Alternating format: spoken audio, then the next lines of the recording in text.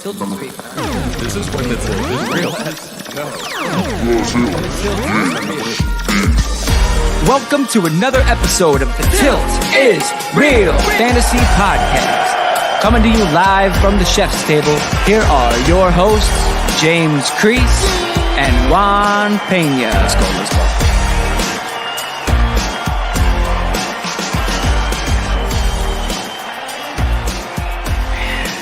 Welcome in, Tilters, to another episode of the Tilt is Real Fantasy Football Podcast. I am James Crease. Joined here with me, as always, is Mr. Juan Carlos Pena, and we are here for the Sunday recap, Monday preview episode. And man, there's a lot to talk about today.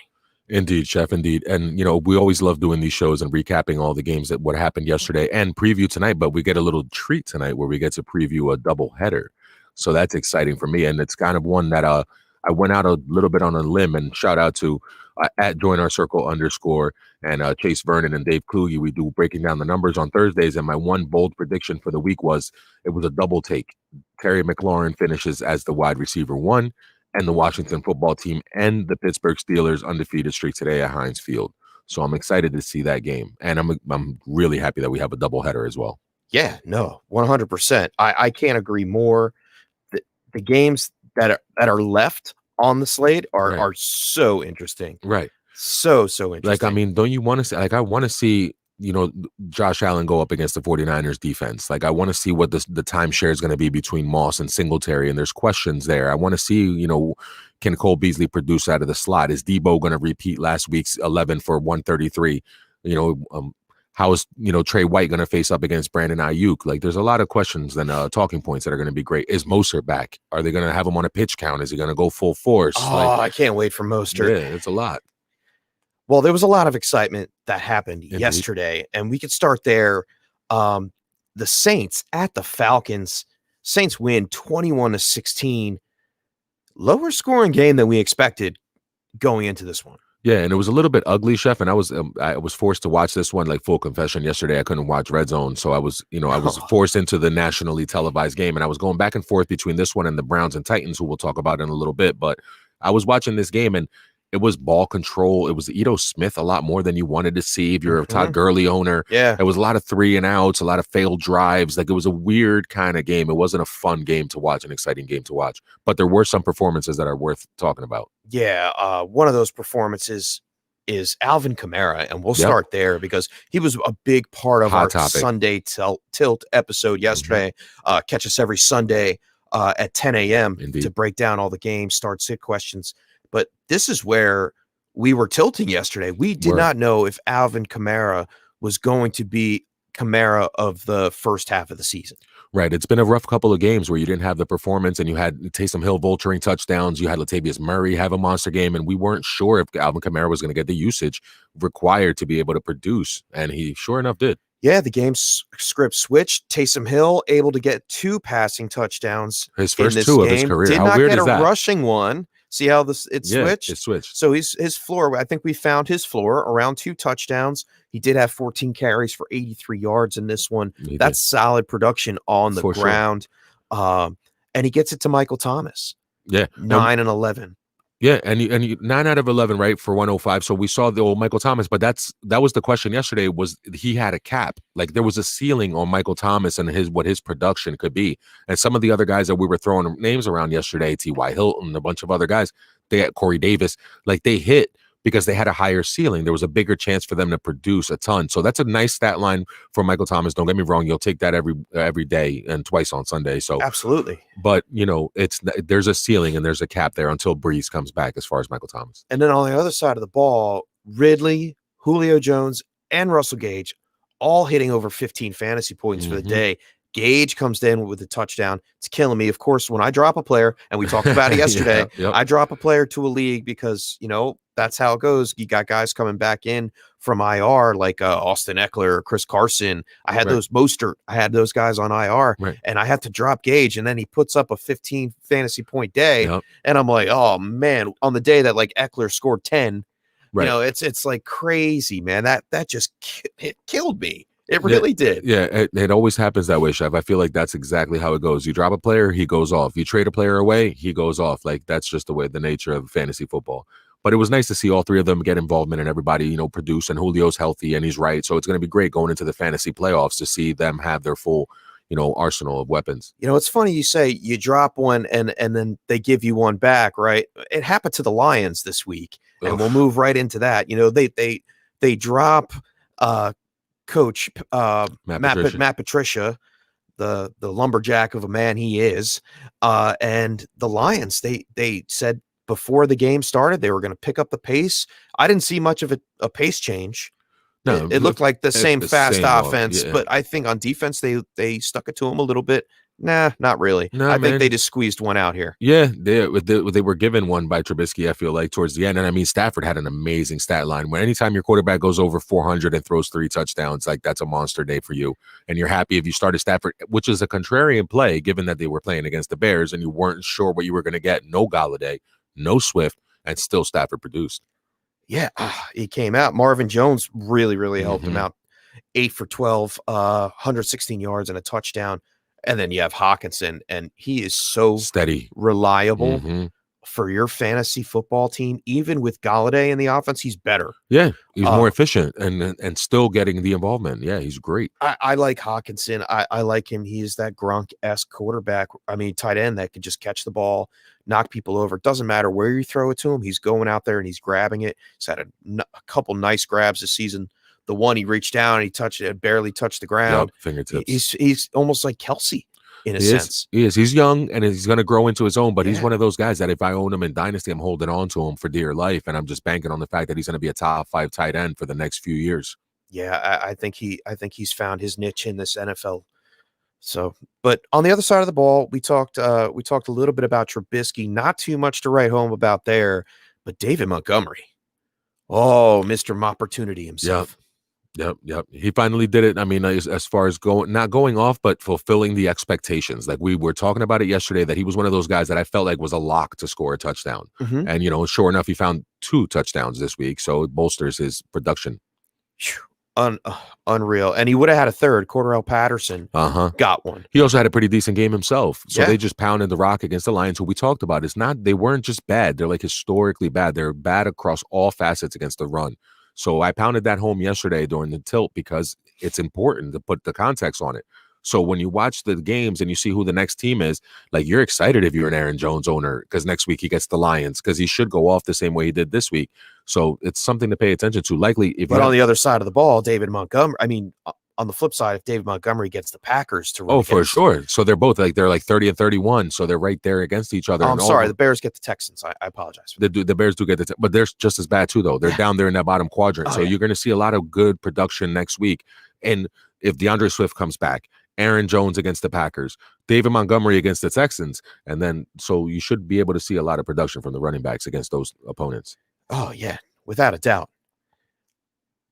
And then now we get to talk about one of the highlights of the day, highlight for a career, highlight for a Cleveland Brown quarterback. Yep.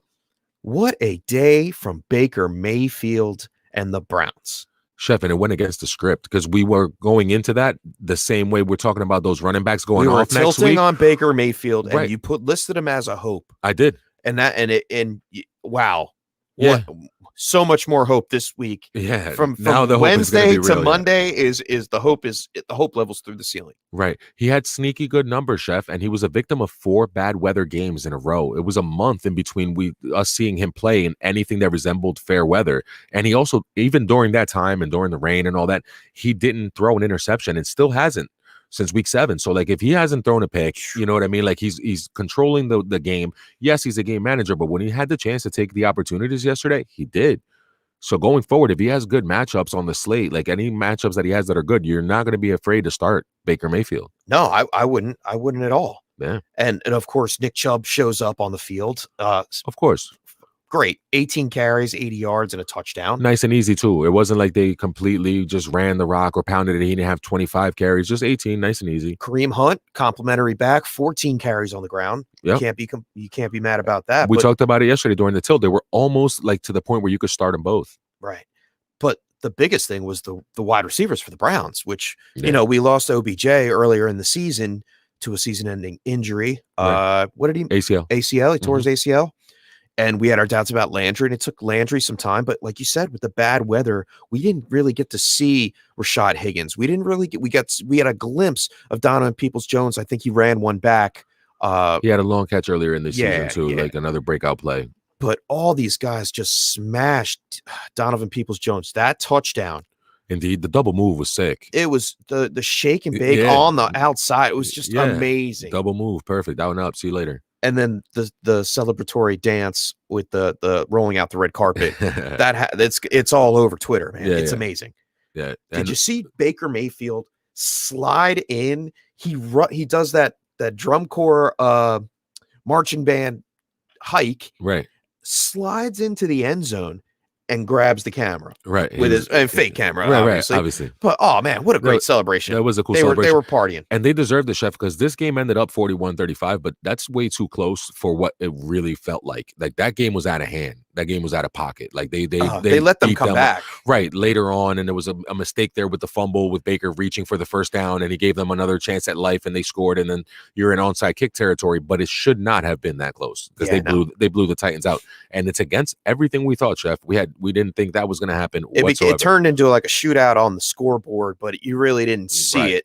It was a beatdown in favor of the Browns. Correct. They were clawing their way back. They almost did it, but not enough from the Titans. It's a big win for them because they have to go up against the Ravens next.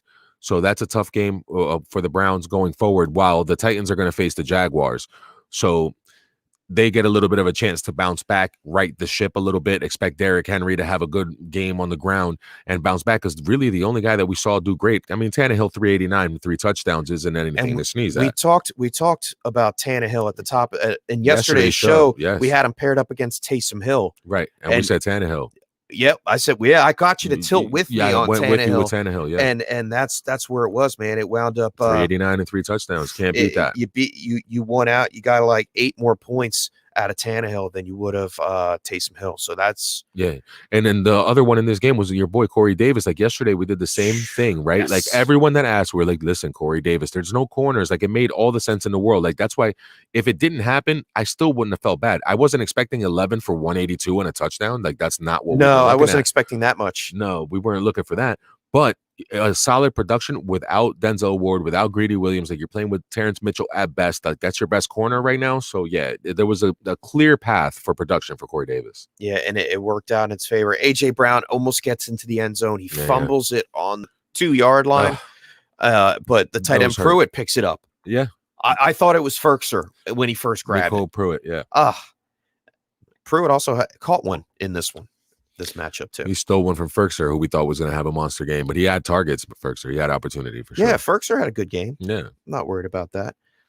Up next for the Browns, they go up against the Ravens. Titans going up against the Jaguars in Week 14.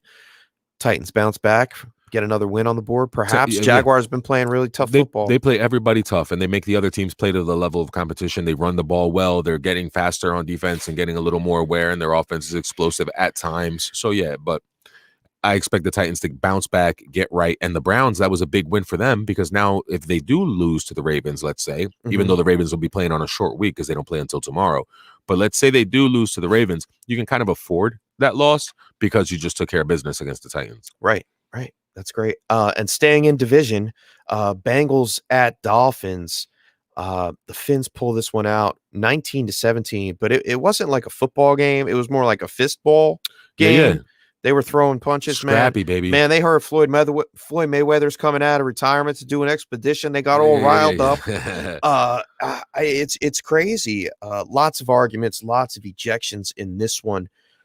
Players including Devontae Parker, Mac Hollins, Tyler Boyd, and one of your favorite defensive backs, Xavier Howard. Oh man. Well, Xavier Howard and Tyler Boyd were locked up, and I think it was after that 72-yard touchdown that Tyler Boyd scored. There might have been some ill feelings there, but then it felt like they started to fist fight. And there's a little bit of history between these teams, Chef. A long, long time ago, there was a rookie linebacker named Brian Cox, right? He used to play for the Dolphins, number 51. He was a bad mofo. Like, he wasn't anyone to be trifled with, all right? Okay. And in his rookie season, he had a little bit of a spat with the Cincinnati Bengals, and they were yelling at each other back and forth. And this man, the whole defense walked off the field and they were changing over, right? He decided to walk towards the Bengals sideline and he went in there and started swinging on all 53 and their coaching staff by himself. I got to get a YouTube clip 50 yards away from the rest of his teammates. He went in there and started. What's his name? Brian Cox. I got to go watch this. Number 51. I have goosebumps all over because he went in there and he started swinging on everyone.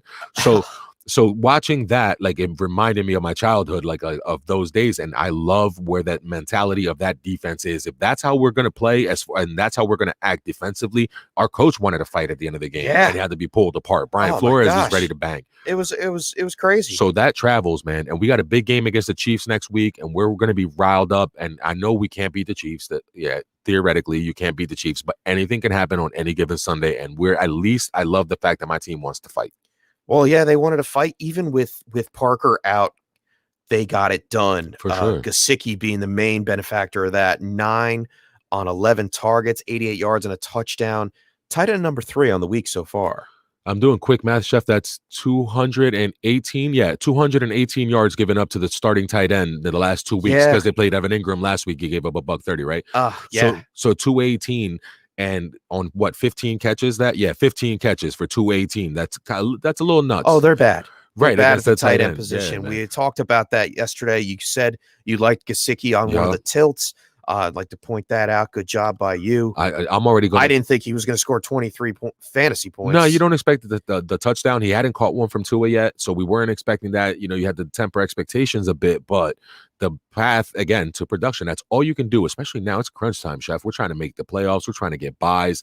The playoffs are here next week. Like, if you don't go grab Dalton Schultz and start him against the Bengals this week, you're sleeping. Like, that's on you. If you don't do that, I've got him going in 2 leagues. Right. And we're telling you that now. He'll probably be on the waiver wire hero sheet this week, and the Chef will do a great job of breaking that down tomorrow night with Nate. And they'll let you know that he's probably one of those guys you want to snatch up. Yeah. No, it's definitely somebody that you'd want to do. And whoever's starting at tight end going against the Bengals, get him. I'm not so keen on Gesicki against the Chiefs next week, though. That might be something. Noah Fant, not too much. Yeah, but not too much. Gronk hit him Gronk hit him the week before, though. The Chiefs aren't impenetrable, with the tight end. So yeah, if you're asking me, I'd rather start Schultz against the Bengals. Oh, of course. Than over Gesicki. Yeah. So yeah. Let's see. And we mentioned the Jags a little bit ago, and they played up against the Vikings. The Vikings come out and win 27-24. I think the Jags, they're starting to play better as a team. They are. They're playing to the level of competition, and it helps when you have a competent running game. And that running game has been steady, man. Robinson, I'll be the first one to say it. I have to admit, like I from the beginning, I'm like, temper your expectations. He's a low. You wanted to, I guess. Right, but he's been steady Eddie, man. He's been steady producing all year long. Yeah, he's running back 8 on the week so far. I mean, that's just amazing. And this is like his stat line. He had 18 for 78. I'm sorry, that's standard. Let me see in PPR. I'm sure it's more. Yeah, because he's getting he's number 4 in PPR. Yeah, he's been top 5 all season long, and he's just been steady. It's it's 18 for 78 now, but it was 18 for 73 against the Steelers. He had all their rushing yards in that game, and it was the same kind of stat line. Like, it was really similar. And now he's getting involvement in the passing game. He's got 6 catches, dude, yesterday. Like, okay, like, he's definitely one of those guys who's going to finish as an RB1, despite what I wanted to say that, the whole line wasn't good enough and he doesn't have the draft stock and all that stuff. I was a little bit wrong about James Robinson. But the Vikings, though, they hang in there, they win, they get the W, they fought for it, had to fight for it. Sure, they have been the last month and a half. We talked a lot about it earlier today with Justin Jefferson. Wow. Yeah, wow. And then even better, Kirk Cousins, 3 weeks in a row, 300 yards, 3 touchdowns. Yep.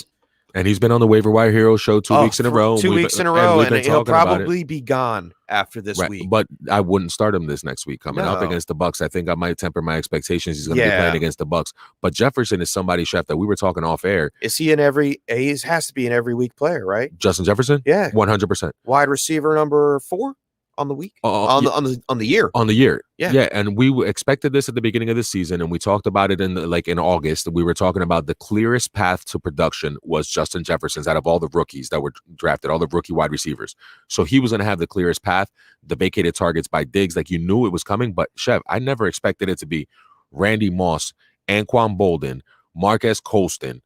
Like, I didn't expect him to be up there as far as production and rookie numbers. Like, that's who you're talking about. And those are historic guys. And Calvin Johnson, like, those are guys that straight won you a league because of where you drafted them or where you were able to pick them up in week 2 or week 3. Like it was the case with Jefferson this year. In a lot of leagues, he wasn't even drafted, or he was drafted very, very late as a flyer. And he's ended up being a league winner for you. Yeah, no, it's great. It's absolutely perfection. Another rookie in this one, LaVisca, he found the end zone first time since his debut in week 1. That was luck too. You saw that play, right? It ricocheted off a defender and then it landed in his lap. Like, I don't know how he caught it. It was great on him. Not exactly the way you want to get your points. Points are points. If you had LaVisca in, he helped you out. Does that count as a target? No, right? Because he wasn't the one that was targeted. So how does that? It counts as a catch. So it is a target. It's a reception. At the end of the day, right? It's a reception without a target. So he could have half a target. So if that was his only catch, he could have ended up with 1 catch but no targets. That's pretty wild, right? It would have showed up as 1-1, but that's pretty wild. We know exactly what happened. Mm-hmm. That's funny. Vikings, like you said, going up against the Bucks next week. Tough one, yeah. Temper expectations. Bucks coming off a bye. They look to have righted the ship. The Vikings defense has been leaking like a sieve. Like, they did give up 24 points to the Jags, so I expect the Bucks to get right with the Vikings. I want to look into a little bit more with the Bucks running game. I want to see what Dalvin Cook is going to be able to do. Alexander Madison with the appendectomy, they're a little shorthanded on there. Right. We might see a little bit of Mike Boone, which could be a sneaky DFS play. I don't think either one is going to have success. I would temper expectations even on Cook. Like, we saw them handcuff Aaron Jones and Josh Jacobs. Like, the Bucs have been doing a really good job stopping the run. So that's a tough one. I want to look into it. I really want to look into it because Dalvin Cook is a different kind of back. You're right. He had 96 against the Bears, so he's like almost matchup proof. And you're going to have to start him. I'm just saying temper expectations and keep him out of your dailies. Oof. Next week, fantasy playoffs is going to be awesome. Yeah, man. Like, look, Jags against Titans is the other matchup, the other end of this. And what do you love Derrick Henry to get right next week, right? You love James Robinson. You love both. You love Derrick Henry. Yeah, I'm loving all these matchups. There are a lot of fantasy points to be had, Jags and Titans next week. Corey Davis, DJ Shark comes back and has a better game. Like, you can expect a lot of fantasy production in a Jags-Titans game. There was a lot of fantasy production in the Raiders-Jets game, and that's what I want to move on to next. The Raiders win 31-28. Are the Jets truly tanking, or was this I can't even think of it. The post-employed Greg Williams. Man, look, did he just throw did he hear that he was going to get fired yesterday morning before the game? I don't think so. And then it was like, you know what? Right when they win, right when we're about to win, I'm going to do the dumbest thing I've ever done in my life. He actually did this before, not too long ago. And he tried to do the same blitz. I think it was he was with Cleveland, and he sent that same type of blitz, and all out blitz, but it was like a 60-yard touchdown instead of a 40-yard touchdown. But they didn't give up the touchdown; they actually got to the quarterback. So I think hubris, I think his pride, he's one of those guys. Like, he's just blitzing every down. Finish strong, finish strong, go for it, yeah. But at some point, you have to leave either a safety back and then the corner, dude. I know you're a rookie, but play 20 yards away from Ruggs and never let him get 20 yards with it, like, close to you. Like, the end zone and Ruggs in front of you. That should be the plan. At what point would you bite on a double move, on a fake little juke at the 20-yard line? It would have done them no good. So the fact that he bit on that move, shout out to Ruggs for being one of the fastest humans on the planet. But you don't bite on the double move because there's no business in Carr throwing it 20 yards. Yeah. Yeah, no. But hey. But it cost him his job. Greg Williams is gone, dude. Wow. And it's funny, right? He's fired, but Adam Gase is still there. So Yeah, You know? I can't figure that out. Assistant head coach Frank Bush will be the interim defensive coordinator for the rest of the season. Real fast, I just try to catch up with the chat a little bit. Carlos Sierra jumped in there. What's up, gents? Miami offense is hurting without Fitz. Baker Mayfield looked good. Yes, he did. Indeed. Stream candidate for playoffs. Absolutely. Absolutely. Yeah. Yeah. The tough one is the Ravens next week. That's the tough matchup. I think what we should do for our next show is do some playoff streamers. I like it. Yeah. Playoff streamers, league Playoff winners, streamers league winners for week 14 and on. Yeah, league winners. Absolutely. That just like gave really us a show get into the content. I schedule. like that. Yeah. Just do it down the stretch. That's what I wanted to do anyway, like the playoff schedule. Yeah, but that's a who good are way. you're tilting on the streamer one. Right, yeah, on the Blitz Creek. Yeah, let's go. Yeah. Yeah, I like that. Okay. Thanks for tuning in, Carlos. Thanks We for appreciate tuning in, you. Carlos. Thanks for coming back. It's a week-to-week thing, and I know Tua didn't look great in the Miami offense, didn't look as good, but he did have 297 yards. And in a shootout game against Patrick Mahomes, I think they still might have to throw the ball and move the ball a little bit next week. I might start Tua over Baker against the Ravens. Like that's something we're going to be tilting on all the way through Sunday. Yeah. Yeah. You know what I mean? I can see that. I can see that. It's a good so point. stay tuned, and we'll see you on Sunday, Carlos, for sure to decide, make those kind of decisions. But there's going to be a lot of streaming options available, and there's going to be a lot of opportunity. Heck, Mike Glennon against the Titans next week might be somebody you want to start. Like, Yeah. Well, I mentioned Gore yesterday in a tilt, and if it wasn't for him getting a concussion early in this game, I think he may have gotten it done. Ty Johnson, 22 carries, 104 yards, and a touchdown. Your boy Jamison Crowder, you talked about him. Yeah. 547 2, 21.7 fantasy points for on the day. And then Waller. The baller. Yeah, we're burying the lead here. He was amazing. Amazing.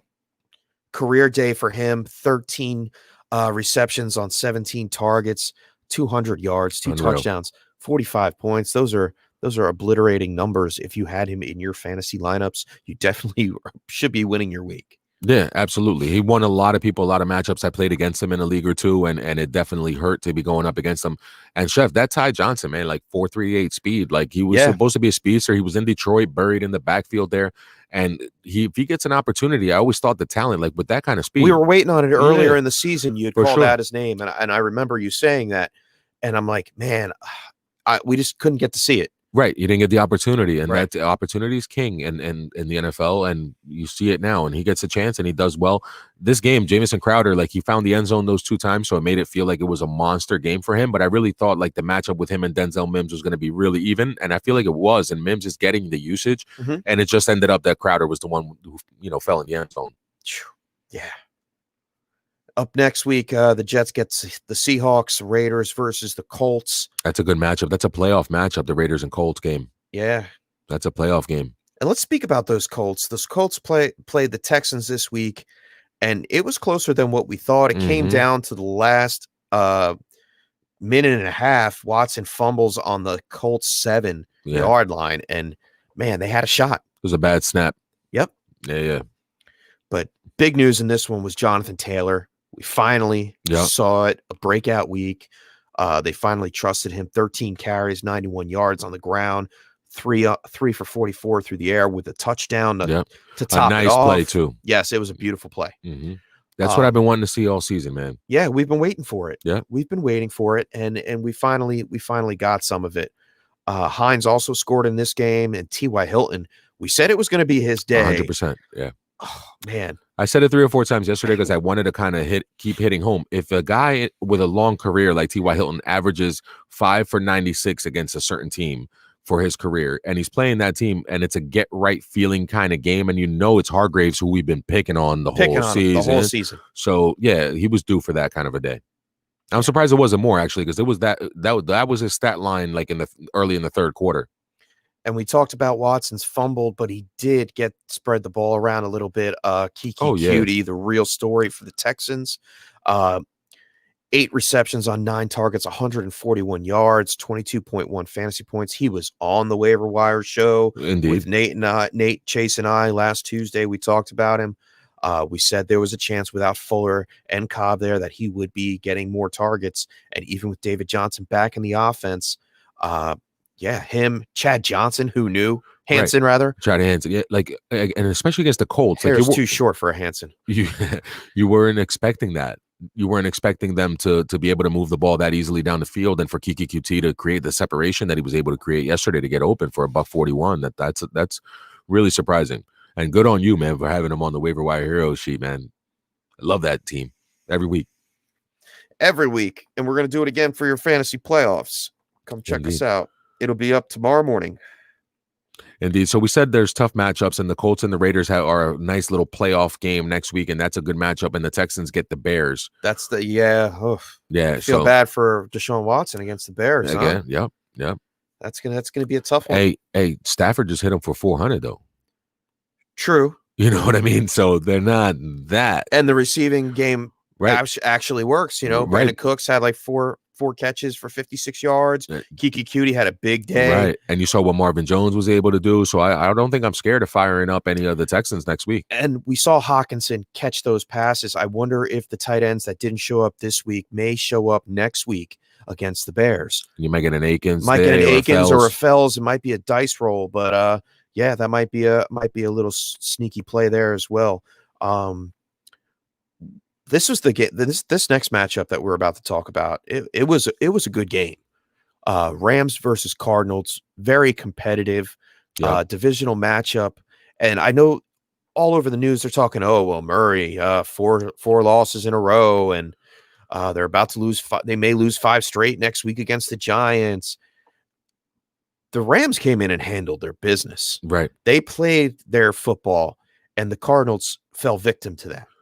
Chef, like, it's little things are weird. Like you know me, I love my weird stats, but this is the 7th straight time that Sean McVay has beaten the Arizona Cardinals, and in all 7 games, he scored 31 points or more, 30 points or more. So they scored 38 in this one. It's kind of a trend. Like, he's got them figured out. He has their number against that team. He finds a way to get production, and he finds a way to score. I mean, the real way they got their production, obviously utilizing their receivers. Both of the tight ends were active, getting targets, getting yardage, moving the sticks. Both Woods and Kupp got theirs. Woods 10 for 85, Kupp 8 for 73. So they were getting the stuff done, and they got it done for you for your fantasy teams. But the real story that I want to look at here, and we're moving towards the end of the season, so we're looking at possible dynasty targets. And if it's the last week of your dynasty season, try to go out and buy Cam Akers. Right. 21 carries, 72 yards, and he got into the end zone, a reception for 22 yards. He is playing good football. He was slow coming out of the stretch for injury reasons. Right.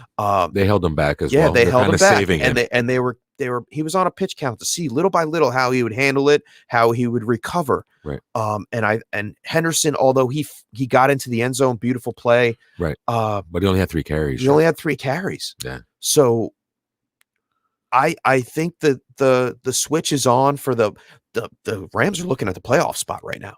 Right. So they're playing for the playoffs, but it still makes me a little bit scared to pick which guy is going to be the one week to week. I feel like in this matchup that they have next week going up against the Patriots, they've been hit by Phillip Lindsay. They got hit by Jeff Wilson Jr. Like, they've been hit by guys that are slashers, the Patriots. That's the only way that the Patriots have been had at all. So I feel like that may be the Darrell Henderson game.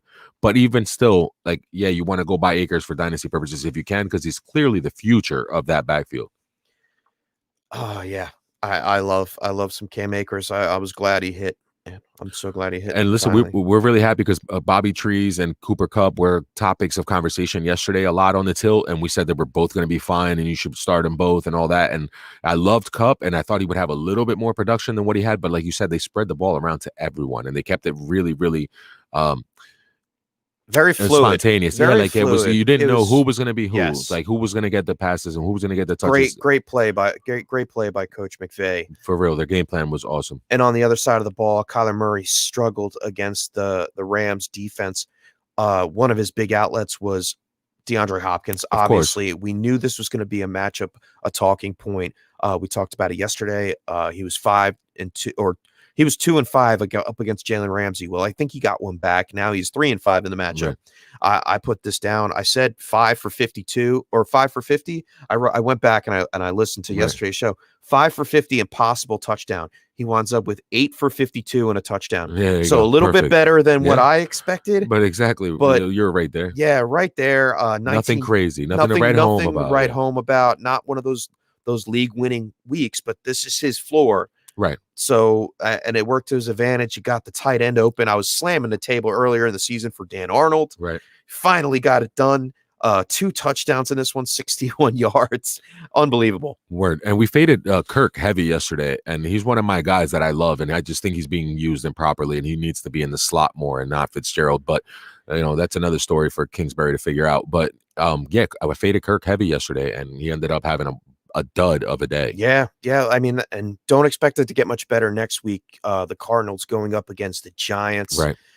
We saw what they did up against the Seahawks yesterday. G-Man got it done, your baby. squad. You should be really, really happy. I was now, very so. happy. Yeah. The wife is a Seattle Seahawks fan. Oof. She's a Russell Wilson truther. Mm-hmm. And I'm right there with her. I mean, I have some Russell Wilson shares across in some dynasty leagues, but I'm more happy that my Giants, of course, pulled an upset. Of course. I mean, the spread was 11 points. Come on. Yeah, and you guys went ahead and beat them. And it wasn't that close either. It was 17-5. Like, you guys were winning that game. You know what I mean? Yep. So that game was all yours the whole time. You guys were all in control.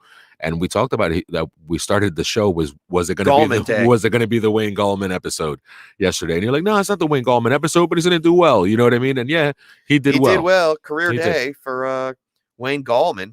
16 carries, 135 yards. Right, but then I also was like, I'm a little scared of the usage because maybe Alfred Morris, and he stole and 2 then touchdowns. He took 2 total touchdowns. The one he caught was pretty. Yeah, but he still stole the opportunity. Like, that should have been Gallman. Like, the one drive where Gallman broke off the big run, and then at the end of it, Morris gets the score. That's how it happened. Right. Well, I mean, he was gassed. It was the farthest he's ran in his life. That's true. On the gridiron in one play, so he had to take a breather, and that's understandable.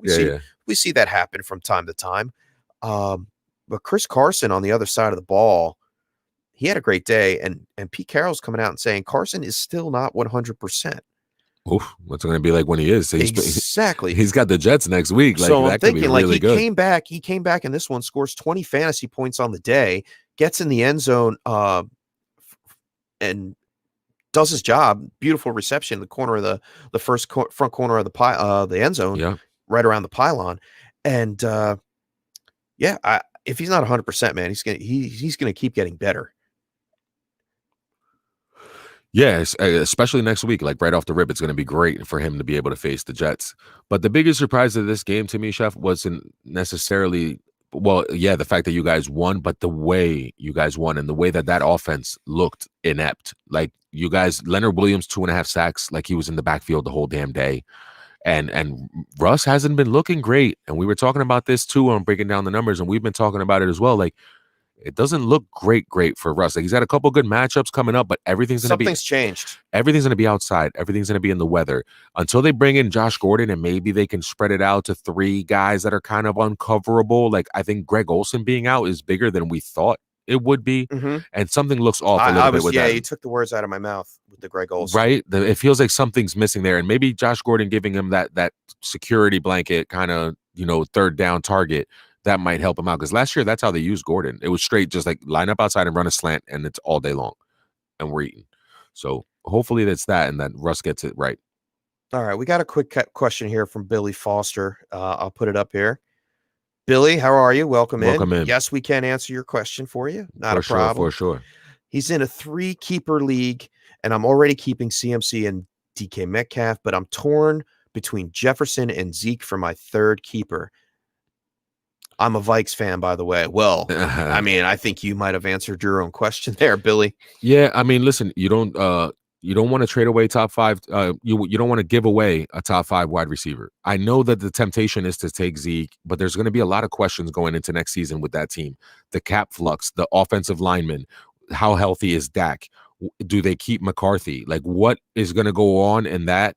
In that franchise is really, really up in the air. And Jefferson's going to give you the value next year where If you're keeping Jefferson and Metcalf and you already have CMC, all you have to do when you start your draft is draft running back. Like just go running back, because you're already solid at you probably will have 2 guys that are going to be considered top 5 wide receivers going into next year's drafts.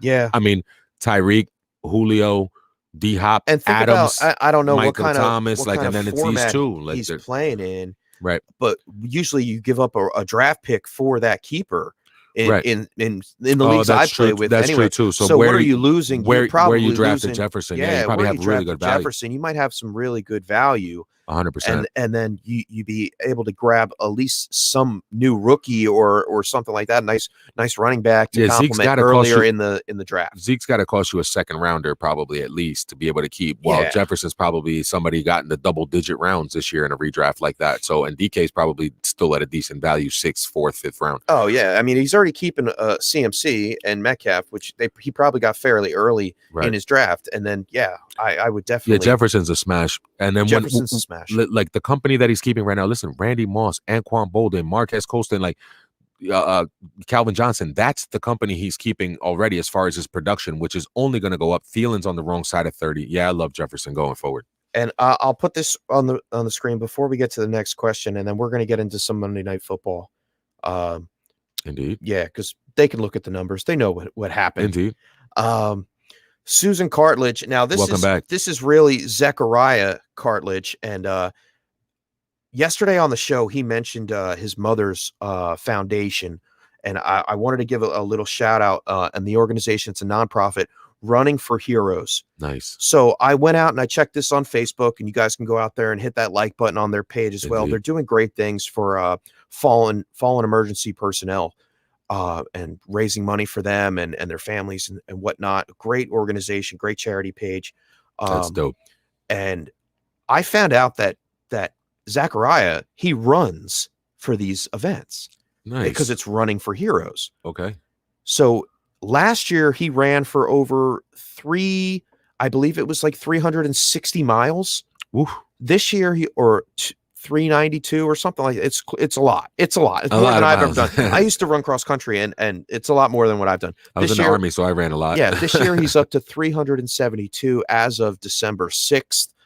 So congratulations to Good you, stuff, man. Zachariah. I appreciate you, man, and thanks for checking out the show. And it's great stuff when you see people doing things for other people. It's just great. Absolutely. It's great. Let's get into Bambo's question.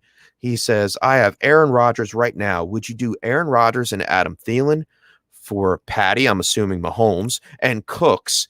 I already have Devontae, DK stocking up for the split for the playoffs. Stocking stuffers, Devontae and DK. Wow.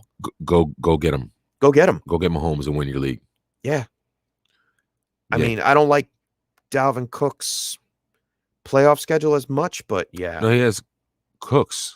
That's probably Brandon Cooks, I'm saying. Oh, it might be Brandon Cooks. I was thinking. It's Brandon Cooks. Rodgers and Thielen for Mahomes and Cooks sounds about right-ish. Yeah. You know? Go get Patrick Mahomes. Go get Cooks. Mahomes. Yeah. You already have DK and Devontae. Yeah, you're set at receiver. Yeah, go ahead. If you're going into the playoffs and you got Mahomes, Devontae, and DK, that's and he said it's a full PPR redraft league, and that's the way you got to do it. Oh man, go get Mahomes. I miss those leagues. He's got Atlanta week 16, Mahomes, man. Oh, wow. You're going to go to. Are they going to use him? They're going to have to if Atlanta keeps playing defense the way they are. They're still playing. They're still playing for the bye. Like they're still, unless my prediction comes true and the football team wins today. The Chiefs have to try to keep up with the Steelers. Like you got to keep going. So they're going to be playing week 16 relevant football, and against Matt Ryan and that offense, I feel like that and that terrible defense on the other side, I feel like the Chiefs are definitely going to put up numbers. And if you can get your hands on Mahomes right now, go get them. All right, so let's get back to our breakdown, and what I think we'll do, Juan, is we'll just roll through these real fast, name a couple things. Eagles versus Packers. Packers win 30-16. Carson Wentz yanked in this one. Oof. We just talked about Adams right there. He's got him on his roster. He's going to win his league. Yep. And we don't know. We see Jalen Hurts come in the game. He did a little bit better than Wentz did. He was still 5 of 12. Like, I'm not impressed. Right. You know what I mean? Still early. Still got a touchdown, but he did have an interception. So I think he looked a little bit better, and I've been waiting for Hurts, so maybe I'm a truther. Miles Sanders did not look good. we unfortunately said that. We say our sorries for that. We do have to apologize. The usage isn't right. I don't know Yeah, why you're using there's something wrong with Jordan that Howard offense. and him have the same snaps. Like it's a little weird. It's a little weird what's going on in Philly. Right. We talk Packers versus Lions next week, and then Eagles tough matchup against the Saints. Doesn't look like it's going to get much better. Yeah, I'm benching Miles Sanders next week, Chef. Yeah. Yeah. Yeah. Preemptive strike on that one. Could be a good week for J.K. Dobbins. Indeed. Patriots at Chargers. Patriots win 45-0. A lot of defense, special teams, unreal, and some falling in the end zone. Cam looked controlled the ball. They control the ball. Chef, he only had 69 yards passing, dude. Yeah, but one was for a touchdown. But 45 to N'Keal Harry, your boy. Yeah, finally. We called Jacoby Myers on the show yesterday, and N'Keal Harry gets a touchdown. But they didn't even have to do it. Like, I don't understand how this game went. Like, I'd love to like rewatch some of it because it's just it felt like a snowball effect. Maybe I watched it, and what really happened was that the Chargers, they just could not complete a series. They could not move the chains, and that's what was slowing them down. It seemed like every third down they were up there, they missed. Either Keenan Allen had good coverage on him. They slowed down Austin Eckler. He would get the pass, try to run for the first down, did not make the first down. So it was a lot. It was tough. Like Belichick with this history against the rookie quarterbacks, he made Herbert look terrible. So, I mean, kudos to them. And Cam saved you because he scored a couple of touchdowns, and we said that would be his path to success too, to be able to fall in the end zone and score. But I don't know if it's going to work next week against the Rams for the Patriots. I don't know if I want to keep that hope alive. The Rams defense is a different animal. Yeah. 100%. And then the Chargers, they go up against the Falcons next week. So only God knows what's going to happen. Bounce back game. Bounce back game for Eckler. Herbert, Eckler, Keenan Allen, bounce back game. They're going to target against those cornerbacks and see what they can get done. Sounds about right. And then we get to the Sunday night matchup. The Broncos at the Chiefs. And Chiefs. Same thing. Wow. Same thing, Chef. Like they would get a couple first downs and then they had to punt, or they just couldn't get it all the way in. They had to kick field goals and settle for field goals like the whole first half. They moved the ball pretty well. It's just that, when you're taking 3 instead of, trying to go for 6, it brings that score down. And the most frustrating thing about this entire game for me, man, was the CEH move. Like they said he was playing, he was gonna start, Chef, and then he was just on the sideline holding onto his shoulder pads, like just. Andy Reid pulled a fast one. He sure enough did, man. I think they just activated him just in case something happened to Lev Bell, and they were in contention. Emergency. Yeah, emergency. He was going to be the third string emergency. That's what happens. We should have maybe thought that way a little bit more, considering he didn't practice at all during the week. I just don't know why you activate him and say he's going to play and he's going to start, and then he doesn't start. Yeah, he was listed as a starter. Right. That's, it's a shame. So I caught a 0. I caught a goose egg on him in a couple leagues, and that's hurting me. It's going to make tonight's game and tomorrow's game more important. The obvious Kelsey killing it. Oh, unstoppable. Undeniably the best at his position. Yeah. Tyreek Hill, he should have had a better game in this one. Well, he had a touchdown, and they he didn't never challenge it. Yeah, that's a touchdown, man, and it was a long one. If your league has bonuses, that would have been a huge play for Tyreek Hill, and they just completely neglected it. He got up real nonchalant, like he thought he dropped it. Yeah, he was surprised. He was surprised that ball. Well, it was up against his helmet, right, and then it was up against his side, on his. And the ball was it was maybe 3 inches off the ground. Right, but it was clearly a catch. Yes. And they should have definitely challenged that. And then he had the other one called back on a penalty, which is a beautiful bomb by Mahomes. So this game could have looked a lot different on the stat line if some of those plays went down. They're still in control. That's the real story. It's not, the story isn't that this game was that close. This game was a couple plays away from being a blowout is really what it was. Actually, Drew Lock had a chance in coming back and winning this. They had 30 seconds left. For sure at the end. And at the end, 1, 2, 3, and they were off the field, and it was over. Right. So, Tim Patrick looked good though. 4 for 44, 2 touchdowns. Yeah. I liked him. He was on the waiver wire hero sheet a couple times. He's been on it. So hopefully, he was in your rosters. Maybe you played him. Maybe you probably had a better option this week, which most people did. Melvin Gordon got it done. 15 carries, 131 yards. You like to see that? Yeah. He was ripping off some pretty good runs against them. And then the Chiefs, they have a pretty decent matchup against Dolphins next week. Yep. And then the Broncos playing the Panthers. Now, the Panthers have a little bit of news coming along with this. Tough. DJ Moore placed on the 2020 list. He has the 2020. He's got a case of the 2020. Curtis Samuel listed as a close contact. But some good news, CMC coming back, activated off of IR. They said they haven't mentioned yet if he's going to play. Of course, he's going to play. Yeah. He's 100%. Especially if you're down DJ Moore, possibly Curtis Samuel, you're going to start CMC. Yeah. He's going to be in the slot a ton, I think. So for all of you that hung on to CMC, you're going to Take be it home. rewarded in the first week of the playoffs. Yeah, take that. Ride CMC to the championship. That's probably what you'll be able to do. You think you'll be able to run against the Broncos that much? But he's a dual threat. Yeah, he's going to be in the slot a lot. If Curtis Samuel is in there, all that gadgetry, all that slot work is probably going to go to him. I want to see some of that Broncos defense. I'm going to go back and research some of that for next week because that's something good to name. Dolphins D2, like we're great, but we're susceptible in that slot, and they like to put Tyreek in there. They like to put Mecole in there and mess around, and I feel like that we're going to get exploited on a couple deep plays next week. All right, so let's move into some Monday Night Football, man. It's about to kick off. I love it. 5:04. Washington at the Steelers. Now, I mean, wow. It should be a quieter game, I believe, in my opinion.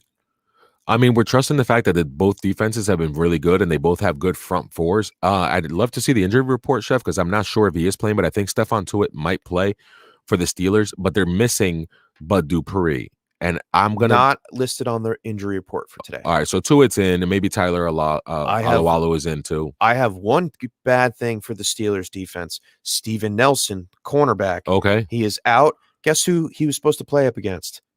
Terry McLaurin. Oh, boy. Give me a backup. Give me Terry McLaurin all day. And it's crazy because last Thursday, I didn't know about that news, but last Thursday on the breaking down the numbers, I went out on a limb and I said Terry McLaurin will be the wide receiver 1 this week, and the Washington football team is going to beat the Steelers. I mean, it really could come to fruition, Juan. I'm not messing around with this one. Pittsburgh already 18th against the wide receiver, giving up 23.9 fantasy points. That's the only weakness now. They're a great defense, but that is their weakness. And then what's that say for Gibson? Is he going to be having another day, or do they work McKissick in as another wide receiver to target those linebackers? I'd love to see McKissick in the slot against Hilton, who's been exposed a few times this year. And if that happens, they could have some nice underneath work that they can exploit. And I think there's going to be lanes for Gibson to rip off a couple of long runs. And he's number 6 right now in the league in explosive runs or runs over 15 yards. So all it takes is a couple of those. For him to gash him. Yeah. And they lost Bud Dupree this week, too. Right. Yeah. Mentioned that earlier. Like, yeah, if Bud Dupree being out, it's going to be huge to see how they make up for that, because it's only whatever side TJ Watt is on, run the other way, and let's go. Justin jumping in here real fast. What's up, Justin? Welcome back. Welcome back, Justin. Thank you. What's up? He wants to know. Happy Monday, he says. Happy Monday. Doubleheader Monday. Yes. And a touch of Tuesday. Yeah, a little touch of Tuesday night, too. Thanks for joining in with us. We appreciate you very much. Indeed. And then later on tonight, we have the Bills versus the 49ers. Now, there was a lot of Debo questions yesterday. Debo's huge. I still think he's a smash. Yeah, I'm not going to change my answer. No, I'm excited for the Debo love. I'm excited for Debo. Chef, do we know if John Brown's playing in that game? John Brown? I don't believe I don't think so, right? I can look real fast for us. Yeah, just real quick, because I know that's a name that comes up. You know what I mean? I thought he's placed on IR. He is, right? Yeah. Yeah, so no John Brown there. Yeah, Debo's the love. We would have heard something during the week. Right. Debo's the love for me, like in this game. Like, I just want to see the usage. I want to see how he plays. I also am interested in Mostert, though. I want to see if they take him off the pitch count and if he can get 20 carries, because I think if he gets 20 carries, he can smash. Well, they had him on a pitch count last week, and I heard that they were going to unleash him a little bit more this week. The only backup they have right now is Jeff Wilson. Right. So maybe 20 carries. Huh? It might be 20 carries, and that's the way you beat the Bills, is you run against them. Oh, for sure. And then they become susceptible to the passing game. Right. And that should help out Debo Samuel in that sense. Play action. As well. Yep. Yeah. Also terrible against the tight end. We saw that. So maybe Jordan Reed. Maybe Ross Dwelly. Maybe Ross Dwelly. We don't know. I wouldn't put I wouldn't pin it on the wall for either or, but. Chef, it's a little weird. This is the rare neutral site game because the Niners can't play in their home stadium. Yeah, they're playing like in a neutral, empty dome in Arizona. Are they playing in Arizona? Aren't they? Oh, Glendale? Glendale. Yeah, Glendale, Arizona. Yeah. Wow. That's wild. Yeah. So it's the rare home game that isn't a home game for the 49ers. Right. And then the Tuesday night special. Yeah. 8:00, 8:05 kickoff. Cowboys at Ravens. It's Thursday night football on a Tuesday because it was supposed to be pretty last much. Thursday Yeah. night. Ravens giving 7.5 points on this one. The over under 45. So we're expecting kind of a lower point game from Vegas anyway. Lamar Jackson activated off the 2020 list today. Not yet listed the starter, but I'm pretty He's sure gonna be the starter. he probably put a full day in of contactless study time for sure. He's been getting ready for this, and he's about to hit his stride. He's another one that if you waited on him and you kind of held on to him the whole season, you didn't trade him away, or you did trade for him, this is when you might get to cash in. Like this could be the first game where he does MVP Konami cheat code things against that Cowboys defense in the run game. Oh, J.K. Dobbins looks so good. Speaking of run game, oh my gosh, we saw Jonathan Taylor break out yesterday. I'm looking forward to a J.K. Dobbins breakout against the Dallas Cowboys tomorrow. I think so. I think that's what you can expect, especially it's a little cold. It's 31 degrees. It's football weather. It's a night game. I feel like the Ravens are going to be able to exploit the Cowboys and run the ball. Yeah, and then which Marquise Brown do we see tomorrow? Do we see Marquise No Grease or do we see Hollywood? I know we're going to see a couple shots. I don't know if he's going to hit them, but he might hit 2 or 3 shots, and he could just hit none of them. But I know that they're going to take a couple of shots against that porous Cowboys defense too. Yeah, I could see it. Matched up against Anthony Brown.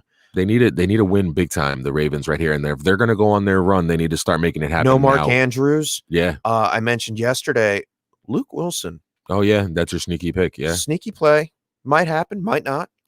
No, but yeah, if he's in there, they love the tight end. It's not like they don't like throwing it to the tight end. $5 bet on DraftKings if it hits. Yeah, right. Throw him in. It's probably like plus 1,400 to score a touchdown. Oh, yeah. You know, long odds, but he's a good one. But but by the numbers, it's actually good odds, and it's not a bad play to play it to put him in. I think it's an opportunity. You might want to jump on. And then on the other side of the ball, the Cowboys. What do we expect much? No, man, I'm tempering the Zeke expectations 100% against the Ravens. I'm going to do that. Yeah, bench him if you have to. Now, if Calais Campbell and Brandon Williams are both playing, then and LJ Ford, like if they start to get some of their pieces back in that game, I'm definitely tempering my expectations on Zeke, and maybe even benching them. And I'm a little worried about the receivers too. Like you got to start Amari Cooper, right? You know what I mean? You probably have to start CeeDee Lamb, but you don't want to, and you're definitely not starting Gallup. What about Dalton Schultz? I don't think I am either, man. I really don't think I'm starting him. You know, Patrick Queen, like they do a pretty decent job. I would rather not. I'd rather not. I'll wait for next week with Schultz and put him up against the Bengals. Would you have rather played Logan Thomas against the Steelers or Dalton Schultz against the Baltimore Ravens? Asking for a friend. I think I'll take my chances with Logan Thomas because he's second on that team in targets. Damn it. They kicked off already. I can't switch my roster. Oh, man. Because he's second on the football team in targets. So, yes, the Logan Thomas for the opportunity over Schultz, who's 4th in the pecking order. Yeah, I mean, 4th or 5th. I put Schultz in. I was hesitant. Either way, I won those leagues already, so I'm not worried about this game. It's just a little added bonus. But yeah, I think that does it for the show, Juan. It does, we ran through what we needed to run through. Gave some good fantasy analysis. Well, hopefully it was great fantasy analysis for the viewers and the listeners out there. For all of you that were watching, you can watch us on YouTube, Facebook, or Twitter. Indeed. On Periscope.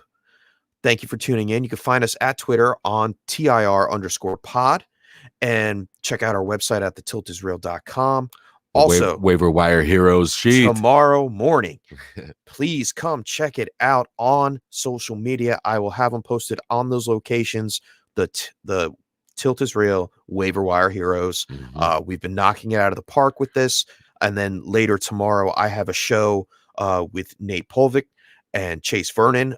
We break down the waiver wire tilt for the Fantasy Intervention website, which is up and running now as well. Indeed. So yeah, it's going to be great, man. It's going to be a good week 14, but we're not quite done yet. No. A little more football, a little more Thursday night football on a Tuesday. So all of you that are listening in, thanks for tuning in. I'm James Crease. You can find me at FF_chef on Twitter and join with me at the chef's table, as always, Mr. Juan Carlos Pena. And you can find me at FF1OfAKind and like the chef said, at TIR_pod, thetiltisreal.com. Go check it out. Check it out and enjoy your Monday Night Football games. Doubleheader. Peace. Thank you for listening to the Tilt is Real Fantasy Podcast. Check out our website at thetiltisreal.com for weekly articles, breakdowns, and more. Follow us on Twitter at TIR_pod. We'll see you Tilters next week.